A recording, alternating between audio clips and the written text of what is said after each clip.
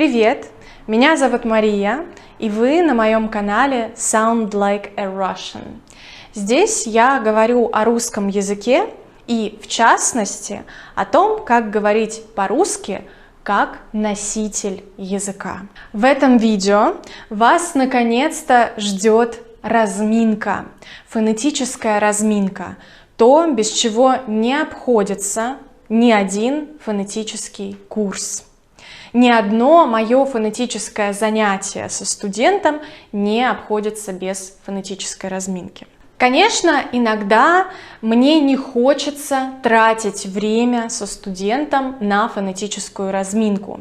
И через несколько фонетических занятий я выношу эту разминку на домашнее задание. Но очень часто студенты забывают делать это дома, или ленятся, не делают это в полную силу.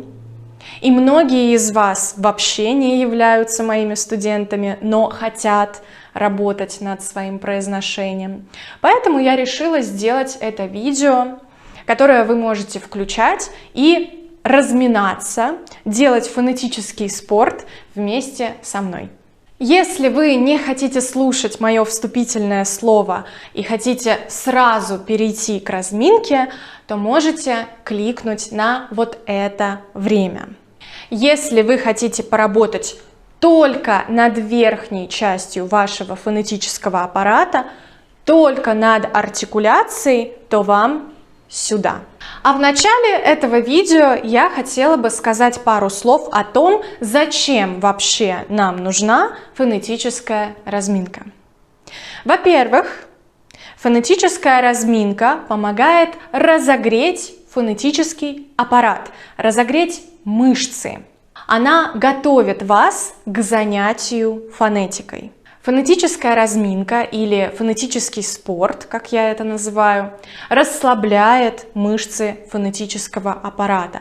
А это очень-очень важно – расслабиться перед тем, как вы начинаете заниматься вашим произношением. Но здесь важно заметить, что не все способы расслабления вам подойдут. Например, пить алкоголь перед тем, как заниматься фонетикой, я вам не рекомендую.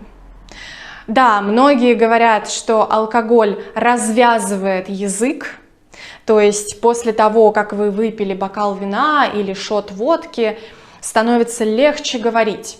Действительно, языковой барьер уходит, отсюда уходит языковой барьер. Но вот здесь начинается какое-то болото обычно. Так что перед тем, как заниматься именно фонетикой, не нужно расслаблять себя ничем, кроме хорошего настроения и фонетической разминки. Помимо того, что, как я сказала, фонетический спорт готовит вас к занятию произношением, эта фонетическая разминка может быть самостоятельным инструментом для того, чтобы прокачать ваше произношение. Разминка дает вам автоматизацию звуков или каких-то сочетаний звуков и уверенность в своем произношении. Фонетическая разминка, которой я поделюсь с вами сегодня, состоит из двух больших частей.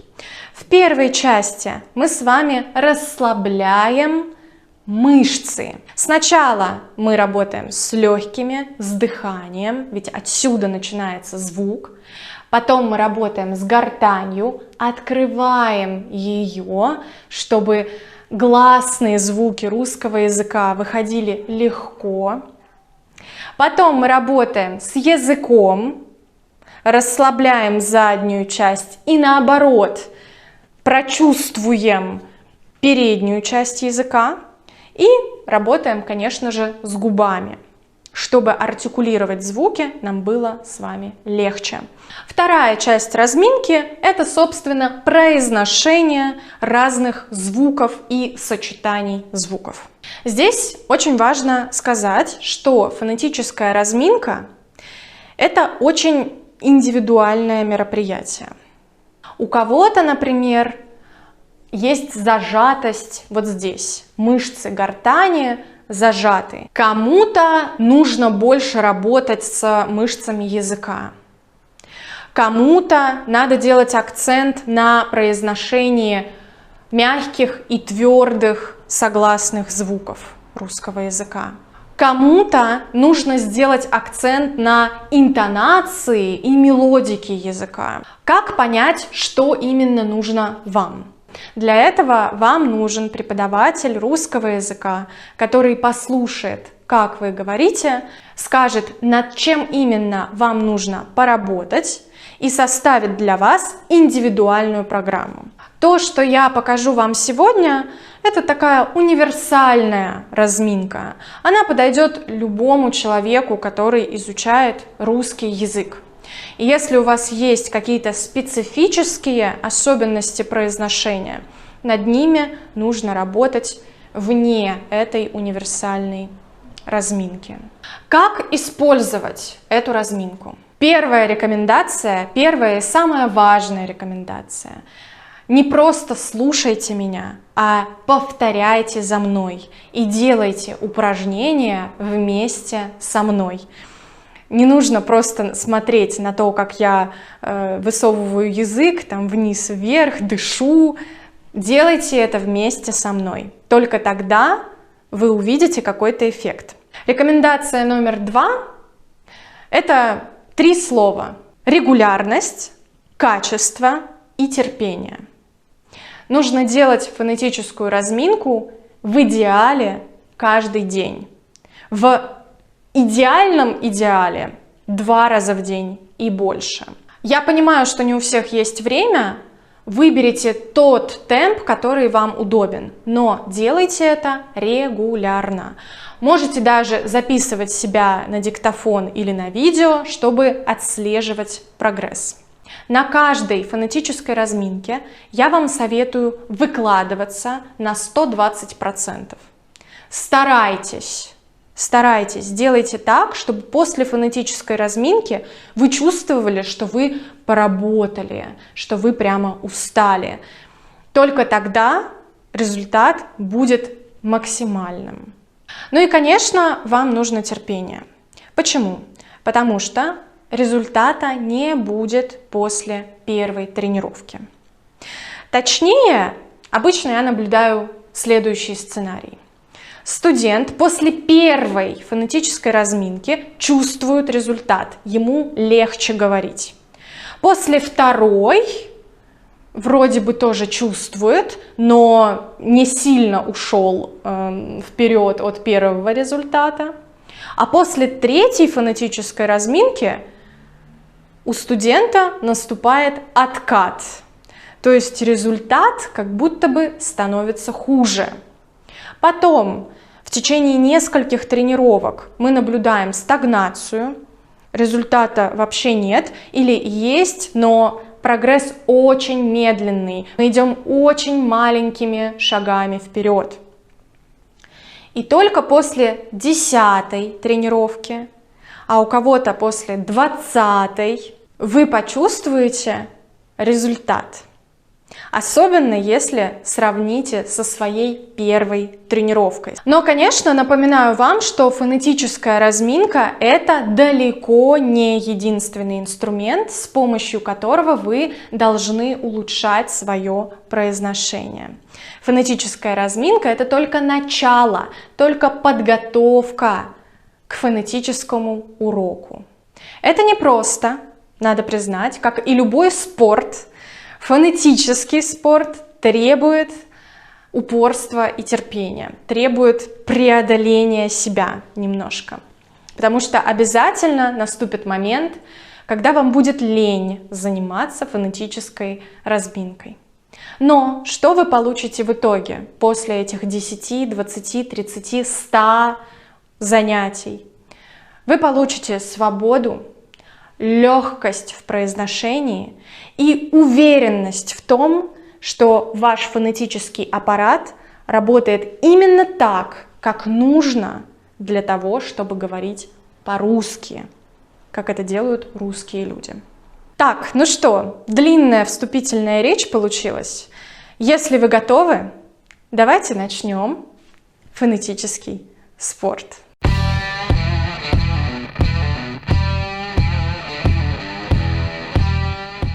Итак, как я уже сказала, мы с вами начнем с легких. Вот с этой части нашего фонетического аппарата. Именно здесь начинается звук. Пожалуйста, расправьте ваши плечи, сядьте поудобнее или встаньте, как я, например, сейчас. И вдохните. Сделайте глубокий вдох и наберите воздух грудью, легкими.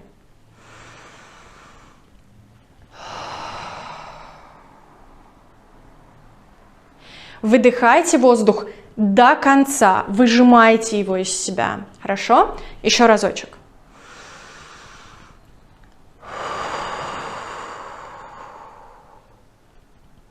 Вы можете почувствовать, что кровь приливает к вашему лицу, и может даже появиться какой-то дискомфорт в легких.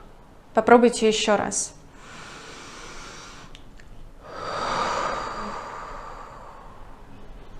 Чувствуете? У меня вот уже кровь приливает к голове, и я чувствую некоторый дискомфорт в этой части своего тела. Все дело в том, что в обычной жизни мы не используем весь потенциал наших легких. Давайте еще раз. Глубокий вдох, набираете воздух легкими, и глубокий выдох, вы выдыхаете воздух полностью, выжимаете его из себя. 2 раза.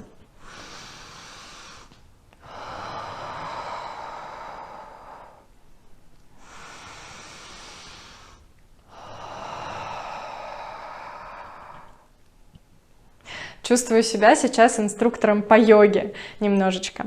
Вы можете подумать, господи, как это связано с произношением и с русским языком. Но на самом деле именно здесь начинается звук. И именно здесь, в этой части, я очень часто встречаю у студентов зажатость. Студентам не хватает воздуха и расслабленности для того, чтобы работать над своим произношением. Поэтому всегда начинайте с того, что вы расслабляете и восстанавливаете свое дыхание. После того, как вы сделали несколько вдохов и выдохов, переходим к гортани. Нам нужно сейчас ее открыть. Очень часто встречаю у носителей некоторых языков, например, у носителей филиппинского языка, у носителей немецкого языка, у носителей американского английского языка это встречается. Зажатость мышц гортани. Мышцы гортани недостаточно расслаблены. Гласные русского языка произносятся не по-русски. Например, студент говорит «о», а не «о», «а». Нам нужно добиться того, чтобы гласные звуки, чтобы наш голос вместе с воздухом свободно выходили наружу, не чувствовали никаких преград. Чтобы получалась такая песня «о», «а». Наверное, после того, как вы сделали несколько вдохов и выдохов, вам захотелось зевнуть. Я угадала? Вот и сделайте это, не сдерживайте себя. Зевок – это отличное упражнение для того, чтобы открыть гортань. Давайте попробуем.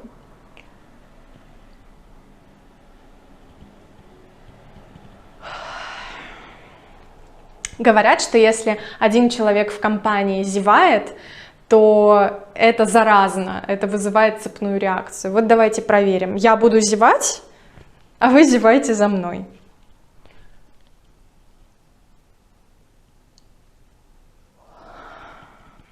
Даже если у вас не получается сделать полный зевок, попробуйте почувствовать, какие мышцы у вас здесь начинают работать, когда вы пытаетесь зевнуть. Вы почувствуете, что напрягается вся шея, как будто бы вся передняя часть, напрягается гортань. Она расширяется и потом снова сужается. Это именно тот эффект, который нам нужен. Давайте еще разочек.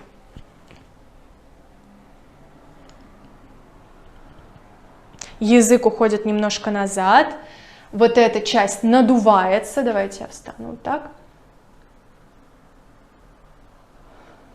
Если вы зевали по-настоящему, то вы сейчас чувствуете усталость и расслабление после сильного напряжения вот здесь, в этой части. Это то, что нам нужно. Вы можете зевнуть столько, сколько вам комфортно. Советую сделать это не меньше 5 раз. 5 качественных зевков. Да? То есть у нас было 5 качественных вдохов, выдохов, дальше 5 качественных зевков. Можно больше. Чем больше, тем лучше. Но будьте осторожны, если вы дышите очень активно, то вам может стать немножечко нехорошо, потому что, как я уже сказала, в обычной жизни мы не используем весь потенциал нашей дыхательной системы, весь потенциал наших легких. Мы не дышим так сильно, и так много кислорода в нашу голову обычно не поступает. Поэтому после такой разминки у вас может немножечко закружиться голова, можете что-то почувствовать странное. Такое бывает. Следите за собой, хорошо? Будьте в контакте со своим телом, пожалуйста. Следующая ступень – это, как вы думаете, что? Мы поднимаемся вверх. Язык. Очень у многих студентов напряжена задняя часть языка. У носителей немецкого языка, например, у носителей французского языка задняя часть языка работает больше, чем нам нужно в русском языке. Еще одна нередкая проблема – это сложности с произнесением звука «р», русского «р». Сейчас я вам покажу очень простое, но достаточно эффективное упражнение, которое рекомендуют не только тем, кто работает над произношением и хочет разогреть свой фонетический аппарат, но еще и тем, кто работает с логопедом, чтобы исправить дефекты своего произношения. Это упражнение направлено на то, чтобы растянуть мышцы языка, заставить его растянуться. Вы же, наверное, знаете, если вы когда-то занимались спортом, вы, наверное, знаете, что недостаточно просто напрячь мышцу. Ее нужно обязательно потянуть, чтобы она работала в полной мере, чтобы она раскрылась. Вот то же самое мы сделаем с языком. Мы его растянем сейчас. Итак, что нужно будет сейчас сделать? На 1 вам нужно высунуть язык изо рта и опустить его как можно ниже, пытаясь достать кончиком языка до подбородка. На счет 2 вы поднимаете язык вверх и пытаетесь достать кончиком языка до носа. Готовы? Поехали. 1, 2, 1, 2. Я надеюсь, что вокруг вас нет ваших коллег, друзей и других людей, которые могли бы над вами посмеяться. Забыла вас предупредить о том, что для выполнения этой фонетической разминки нужно закрыться в какую-то комнату и быть в строгом одиночестве. Делать это одному, чтобы вам не было неловко. В любом случае не переживайте, вот перед вами стою я, и я здесь, чтобы вам помогать делать это упражнение. Делаю его вместе с вами. Старайтесь, пожалуйста, вытягивать язык как можно сильнее. Настолько сильно, чтобы вы почувствовали заднюю часть языка, чтобы там сзади стало некомфортно. Задняя часть языка должна устать. Вы должны почувствовать усталость. Итак, еще разочек показываю. На счет раз вниз, на счет 2 вверх. Давайте попробуем так. Я буду считать, а вы будете делать. Поехали. 1, 2. Держите язык. 1. Вниз, вниз, вниз. Не отпускайте язык. 2. Язык в постоянном напряжении. 1. 2. И еще один раз. 1. 2. Вверх. Держите, держите. Фу. Можете расслабить его. Хорошо. Язык растянули. Если вы еще не чувствуете усталости там, значит, вы делали это упражнение не в полную силу. Или вам нужно больше повторений. Попробуйте повторить больше раз. Следующее, что мы делаем с нашим языком, мы его кусаем в передней части. Давайте покусаем наш язык немножечко в передней части. Делайте это осторожно, не нужно доводить до боли, делайте это аккуратно. Это упражнение нужно только для того, чтобы почувствовать переднюю часть языка. Именно передняя часть языка нам нужна для произнесения т, д, р и так далее. Итак.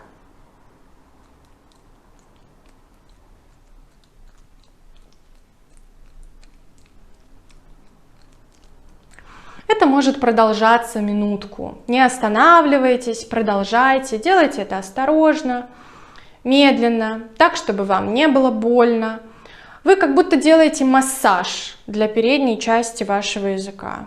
Осталась последняя часть, которую нам нужно разогреть. Это губы. Первое упражнение. Пожалуйста, вытяните ваши губы вперед, сильно вперед. И произнесите звук «ü». Обратите внимание, это не «у», это не «у», это «ü», «ü», «ü». Угу. Сохраните положение вашего языка и растяните губы в сильную улыбку. У вас получится «ü», «и», «ü», «и», «ü», «и», «ü», «и». Не пренебрегайте этим упражнением. Я знаю, что у многих из вас есть трудности с тем, чтобы произносить русский звук «и». Именно этот звук делает очень многие согласные мягкими. И именно это положение языка и губ поможет вам с мягкими согласными в будущем. Давайте еще один подход. 4 раза. Хорошо? «ü», «и», «ü», «и», «ü», «и». И. Хорошо. А теперь вы вытягиваете губы в трубочку и произносите «у». Хорошо? «У», «у», «у», «у». Чувствуете, где ваш язык? Почувствуйте это, пожалуйста. Подумайте о том, где сейчас находится ваш язык. «У», «у», «у», «у», «у». Оставьте язык в том же положении и измените только положение губ. Растяните их, как будто вы произносите «и». Да? Растяните их в неестественную улыбку. «У», «ы», «у», «ы», «у», «ы», «у», «ы». Положение языка остается. Вы можете на звуке «ы» попробовать язык оттянуть еще больше назад, чтобы у вас получился наш русский звук «ы». Давайте попробуем. 4 раза. «У», «ы», «у», «ы», «у», «ы», «у», «ы». Отлично! Вы молодцы, друзья! Я вас поздравляю! Мы закончили первую часть нашего разогрева. Видите, это было не так уж и сложно, на самом деле не так и долго. Теперь приступим к произнесению разных звуков. Я сейчас прочитаю вот эту строчку, а вы послушайте и повторите за мной.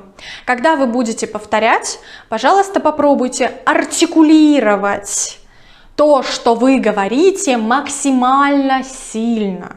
Это будет выглядеть неестественно, но это очень полезно для того, чтобы разогреть мышцы фонетического аппарата. Поехали! Пта, пто, пту, пте, пты. Пта, пто, пту, пте, пты. Угу. Птя, птё, птю, пте, пти. Птя, птё, птю, пте, пти. Птка, птко, птку, птке, птки. Птка, птко, птку, птке, птки. Сложнее. Пткя, пткё, пткю, птке, птки. Пткя, пткё, пткю, птке, птки. Угу. Кта, кто, кту, кте, кты. Кта, кто, кту, кте, кты. Ктя, ктё, ктю, кте, кти. Ктя, ктё, ктю, кте, кти. И последняя строчка. Готовы? Здра, здро, здру, здре, здры. Здра, здро, здру, здре, здры. Угу.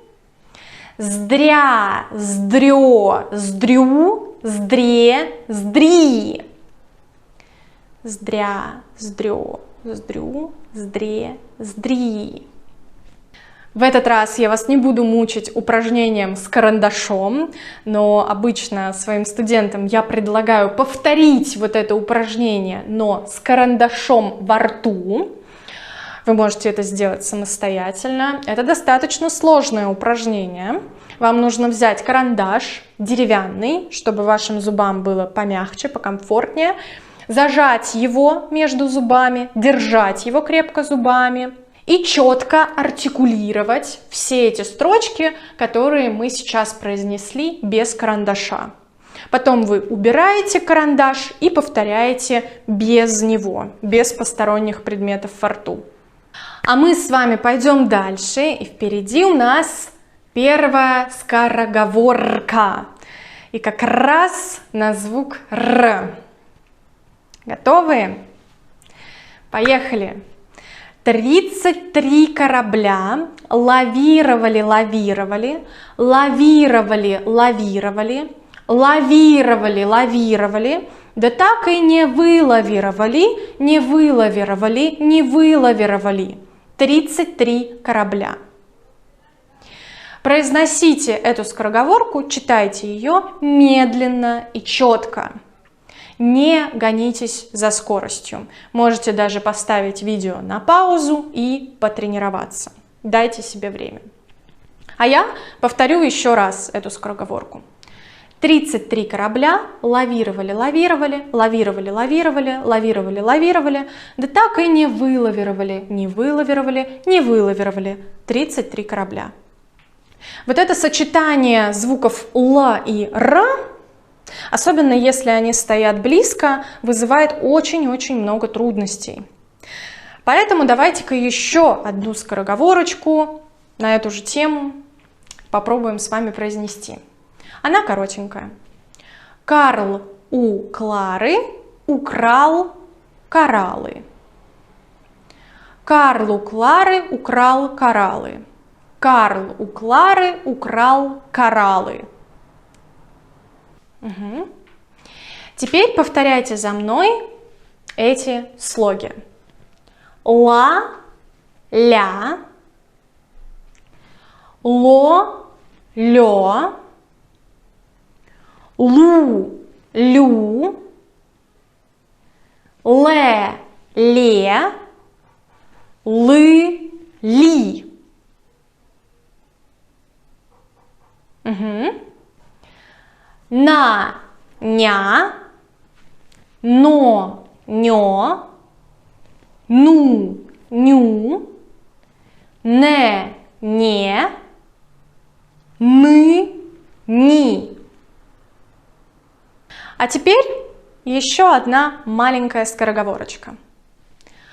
О любви не меня ли вы, милый, молили, и в туманы лиманов манили меня? Не буду договаривать ее до конца, мне кажется, этих двух строчек достаточно. Еще разочек. О любви не меня ли вы, милый, молили, и в туманы лиманов манили меня? Не бойтесь остановить видео и повторить это несколько раз. Повторяйте медленно, повторяйте четко, переслушивайте то, как я это произношу. Не гонитесь за скоростью. Сейчас повторите за мной следующие слоги. Ша, ща, шо, щё, шу, щу, ше, ще, ши, щи. Если у вас есть трудности с этими звуками, если вам трудно различить их на слух и тем более произнести, вам поможет пробка, винная пробка. Винная пробка поможет вам почувствовать, где находится ваш язык. При произнесении твердого согласного звука ваш язык смотрит вверх. При произнесении мягкого согласного звука ваш язык смотрит вниз, и тело языка немножечко приподнято. Итак, закрепим эти звуки ш и щ скороговорочкой. Шла Саша по шоссе и сосала сушку. Здесь нету звука щ, обращаю ваше внимание, только звуки ш и с. Угу. Шла Саша по шоссе и сосала сушку. Шла Саша по шоссе и сосала сушку. Итак, можете перематывать назад, повторять слоги и скороговорки еще и еще раз. Можете использовать карандаш для того, чтобы артикулировать сильнее и напрягать ваши мышцы сильнее. Можете использовать винную пробку, чтобы почувствовать, где находится ваш язык. Так вам будет легче произносить твердые и мягкие согласные. Хочу закончить эту разминку одной большой скороговоркой. Это такая скороговорка, которая больше похожа на целый текст. Советую вам периодически перечитывать этот текст вслух. Кстати, если вы уже произносите такие скороговорки очень хорошо, и это вам легко дается, я вам советую читать эти скороговорки и делать какие-то физические упражнения одновременно. Например, приседать, или делать разминку, действительно физическую разминку, или ходить туда-сюда по комнате и произносить скороговорку. Таким образом вы напряжете ваш мозг сильно, но после этой фонетической разминки вам будет легче говорить. Кроме того, перед тем, как мы с вами перейдем к финальному тексту, хочу поделиться с вами отрывком из фонетической разминки, который направлен на работу с мелодикой русского слова. Посмотрите на эти сочетания букв. Это, конечно же, не слова. Обратите внимание на то, где в них стоит ударение. И попробуйте их прочитать сейчас. Я вам дам несколько секунд, чтобы вы это сделали прямо сейчас вслух. А потом я их прочитаю, и вы проверите себя, правильно вы прочитали это по-русски или нет.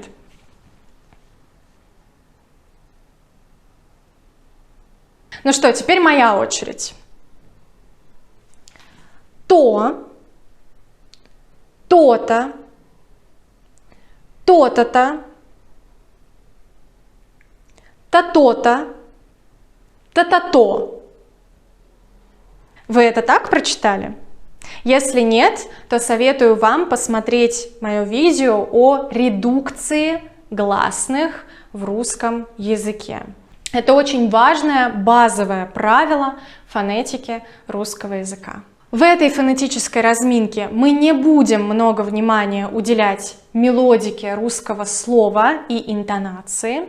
Я думаю, мы и так уже сегодня неплохо поработали. Уже получилась очень хорошая разминка, которая подготовит вас к фонетическому уроку и вообще поможет чувствовать себя увереннее, когда вы говорите по-русски. Сейчас предлагаю вам перейти к финальному тексту скороговорки. Я буду произносить этот текст медленно по фразам, а вы старайтесь повторять фразу за мной. Я говорю фразу, вы повторяете за мной, и я продолжаю, вы повторяете за мной, и так до конца. Давайте попробуем.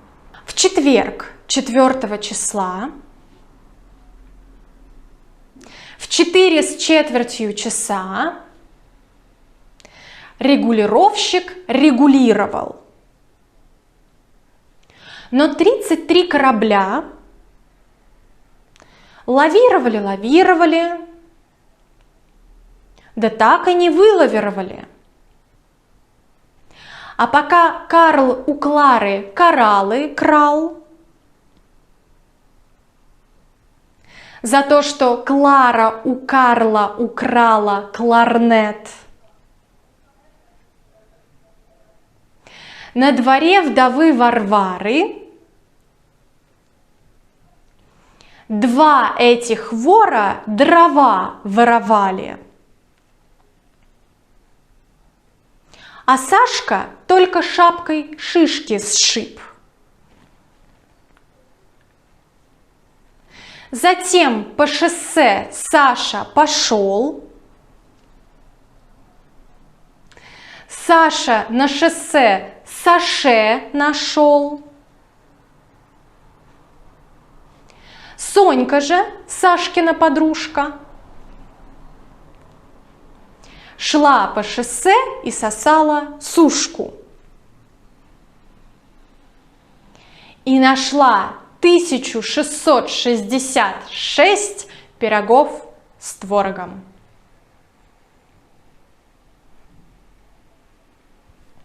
Кстати, я снимала отдельное видео о тех скороговорках, которые чаще всего использую на занятиях по русской фонетике.